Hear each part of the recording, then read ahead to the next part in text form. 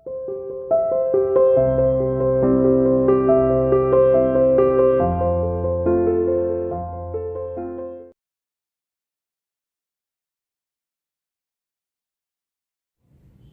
Students, welcome to CR international school online classes class 8 subject Hindi.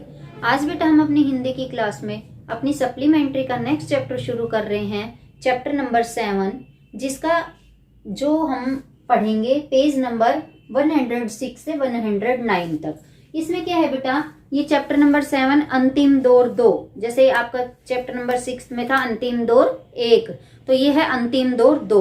तो इसमें आपकी अलग अलग हेडिंग आएंगी। इसके 4 पेज हम आज रीडिंग करेंगे और 4 पेज हम अगली क्लास में रीड करेंगे। ठीक है बेटा, पेज नंबर 106 से 109 तक। चलिए अब हम इसकी रीडिंग लगाते हैं।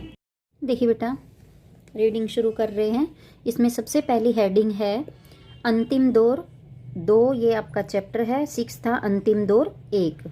राष्ट्रीय बनाम साम्राज्यवाद, मध्य वर्ग की बेबसी, गांधी का आगमन। जो मध्यम वर्ग था, जो ना ज़्यादा अमीर ना गरीब, मतलब दाल रोटी अपने आराम से गुजारा करते थे, वो मध्यम वर्ग, उनकी बेबसी और उसके बिहाफ पे ही उसी के दौरान जो है गांधी जी का आगमन, गांधी जी का आना। ठीक है, ये देखिए, पहला विश्व युद्ध आरंभ हुआ, राजनीतिक उतार पर थी। इसका कारण था कांग्रेस का तथाकथित गरम दल और नरम दल में विभाजन और युद्ध काल में लागू किए गए नियम और प्रतिबंध। अंततः विश्व युद्ध समाप्त हुआ और शांति के परिणाम स्वरूप देश में राहत और प्रगति की बजाय दमनकारी कानून और पंजाब में मार्शल लॉ लागू हुआ। जनता में अपमान की कड़वाहट और क्रोध का आवेश भर गया। ऐसे समय में जब हमारे देश के पौरुष को लगातार कुचला जा रहा था, शोषण की लगातार निर्मम प्रक्रिया से हमारी गरीबी बढ़ रही थी और हमारी जीवन शक्ति क्षीण हो रही थी, किसान वर्ग दब्बू और भयभीत था। कारखाने के मजदूरों की स्थिति भी बेहतर नहीं थी। मध्य वर्ग और बुद्धिजीवी लोग इस सर्वग्रासी अंधकार में आकाशदीप हो सकते थे, खुद पर सर्वव्यापी उदासी में डूबे हुए थे। और तब गांधी जी का आगमन हुआ। वे ताजा हवा के ऐसे झोंके की तरह आए जिसने फैलकर हमें गहरी सांस लेने के योग्य बनाया। वे ऊपर से अवतरित नहीं हुए, वे भारत की करोड़ों की आबादी के बीच से ही निकलकर आए थे।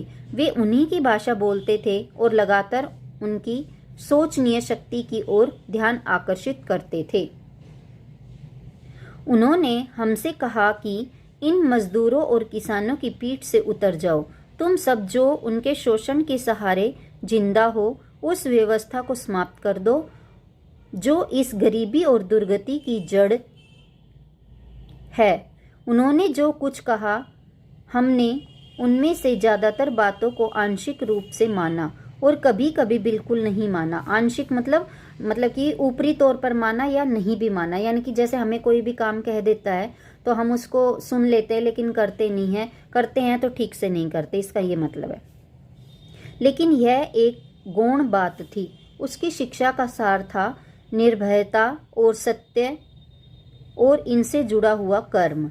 वे हमेशा सामान्य जनता की खुशहाली पर नजर रखते थे, लेकिन ब्रिटिश शासन के अधीन सबसे प्रबल एहसास था भय।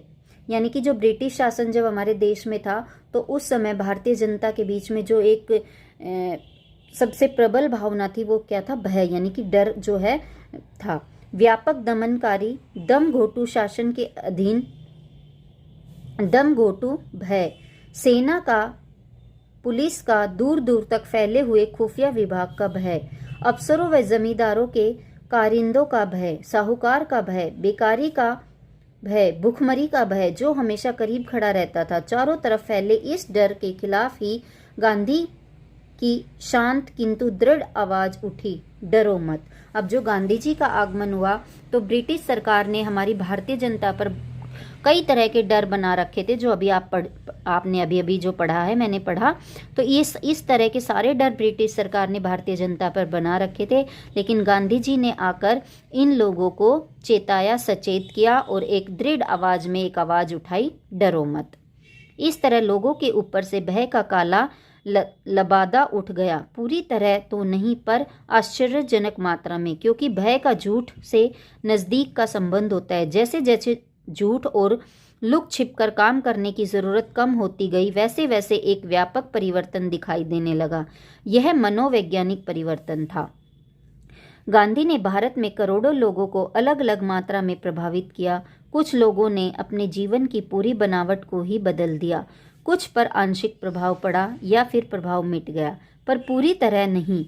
अलग अलग लोगों में प्रतिक्रियाएं भी अलग अलग हुई और हर आदमी के पास इस सवाल का अलग अलग जवाब था।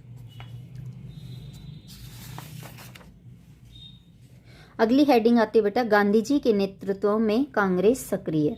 ठीक है, गांधी जी ने पहली बार कांग्रेस के संगठन में प्रवेश किया और तत्काल उसके संविधान में पूरी तरह परिवर्तन ला दिया। उन्होंने उसे लोकतांत्रिक और लोक संगठन बनाया। अब उनमें किसानों ने प्रवेश किया और अपने नए रूप में वह एक विशाल किसान संगठन दिखाई देने लगा, जिसमें मध्य वर्ग के लोग संख्या में छितरे हुए थे, लेकिन उनका शोर काफी था। अब उसका खेतीहर चरित्र बढ़ने लगा। औद्योगिक मजदूर भी उसमें आए, लेकिन अपनी व्यक्तिगत हैसियत में, अलग से संगठित रूप में नहीं।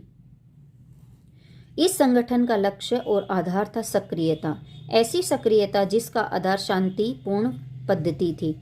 अब तक जो विकल्प थे उनमें या तो केवल बातचीत करना और प्रस्ताव पारित करना था अथवा हिंसक कार्यवाही करना। इन दोनों तरीकों को एक तरफ हटा दिया और हिंसा की विशेष रूप से निंदा की गई, क्योंकि वह कांग्रेस की मूल नीति के खिलाफ था। काम करने का नया तरीका निकाला गया जो पूरी तरह शांतिपूर्ण था, लेकिन जिस बात को गलत समझा जाता था उसके आगे सिर झुकाकर मंजूर नहीं किया गया। परिणाम स्वरूप इस प्रक्रिया में होने वाली जो पीड़ा और कष्ट थे उन्हें खुशी से स्वीकार किया गया। गांधी जी विचित्र प्रकार के शांतिवादी थे। वे गतिशील ऊर्जा से भरे सक्रिय व्यक्ति थे। उन्होंने न कभी भाग्य से हार मानी, न ऐसी बात के सामने सिर झुकाया जिसे वे बुरा समझते थे। उनमें मुकाबला करने की भरपूर शक्ति थी, गरचे वे ऐसा शांतिपूर्ण और शिष्ट ढंग से करते थे। अब इसमें क्या है बेटा, जो गांधी जी थे वो अहिंसा के पुजारी थे। अहिंसा क्या होती है? मारकाट बिल्कुल भी ना करना। तो इन्होंने शांतिपूर्वक ढंग से जो है कांग्रेस को या जो ब्रिटिश सरकार थी उनके विरुद्ध जो है आंदोलन किए और काफ़ी हद तक जो है इनमें सफलता भी पाई थी। सक्रियता का आह्वान दोहरा था। जाहिर है कि विदेशी शासन को चुनौती देने और उनका मुकाबला करने की सक्रियता तो थी ही, अपनी खुद की सामाजिक बुराइयों के विरुद्ध लड़ने की सक्रियता भी थी। कांग्रेस के मुख्य आधार थे राष्ट्रीय एकता, जिसमें अल्पसंख्यकों की समस्याओं को हल करना और दलित जातियों को ऊपर उठाने के साथ साथ छुआछूत के अभिशाप को भी खत्म करना था।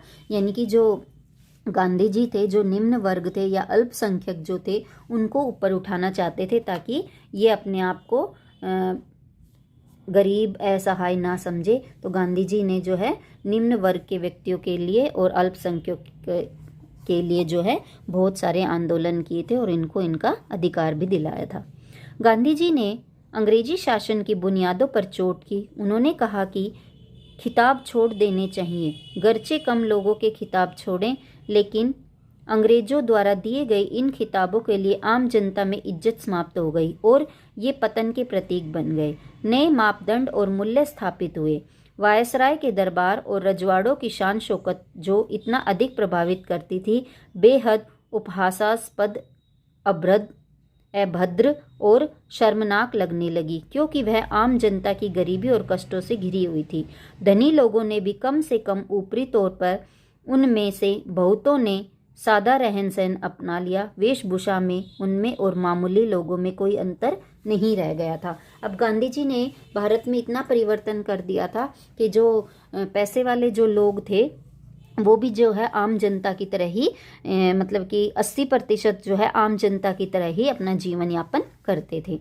कांग्रेस के पुराने नेता जो एक अलग और ज़्यादा निष्क्रिय परंपरा में पले थे, इन नए तौर तरीकों को आसानी से नहीं अपना सके और आम जनता की इस उठान से उन्हें परेशानी हुई। लेकिन जो हवा पूरे देश में बही, इन लोगों में भी उसका नशा कुछ दूर तक भर गया। ऐसा कहा जाता है कि भारतीय मानस मूलतः निवृत्ति मार्गी है, पर गांधी जी इस निवृत्ति मार्ग के एकदम विपरीत थे। भारतीय जनता की निष्क्रियता के विरुद्ध संघर्ष करने और उसे बदलने के लिए जितना काम उन्होंने किया, किसी दूसरे ने नहीं किया। उन्होंने हमें गांव की ओर भेजा और कर्म के इस नए संदेश को ले जाने वाले अनगिनत दूतों की गतिविधियों से देहात में चहल पहल मच गई। देहात यानी कि गांव। किसानों को झकझोरा गया। हम लोगों पर प्रभाव दूसरे ढंग का था। हमने पहली बार ग्रामीण को उनकी कच्ची झोपड़ी में भूख की उस छाया के साथ, जो हमेशा उसका पीछा करती थी, चिपटे देखा। हमने इन यात्राओं से भारतीय अर्थव्यवस्था के बारे में पुस्तकों और विद्वतापूर्ण भाषणों की तुलना में अधिक जाना। जो भावनात्मक अनुभव हमें पहले हो चुके थे, उन्हें बल मिला। आर्थिक, सामाजिक और दूसरे मामलों में गांधी जी के विचार बहुत सख्त थे। उन्होंने इन सबको कांग्रेस पर लादने की कोशिश नहीं की। इनमें से कुछ विचारों को उन्होंने कांग्रेस में बैठाने की कोशिश की। वे सावधानी से आगे बढ़े क्योंकि वे जनता को अपने साथ ले चलना चाहते थे। अब यहाँ तक बेटा आज हम पढ़ चुके 109 पेज नंबर तक आज हमने पढ़ लिया है। बाकी इसके 4 पेज और हैं, वो हम अगली क्लास में रीड करेंगे। आप भी बेटा अपने आप इस चैप्टर को रीड करके और इसमें से आपको वेरी शॉर्ट क्वेश्चन आंसर जो है छांटने हैं कि आप कितने क्वेश्चन बना सकते हो। ठीक है, अगली क्लास में हम बाकी के चैप्टर की रीडिंग के साथ मिलेंगे। तब तक के लिए bye, have a nice day.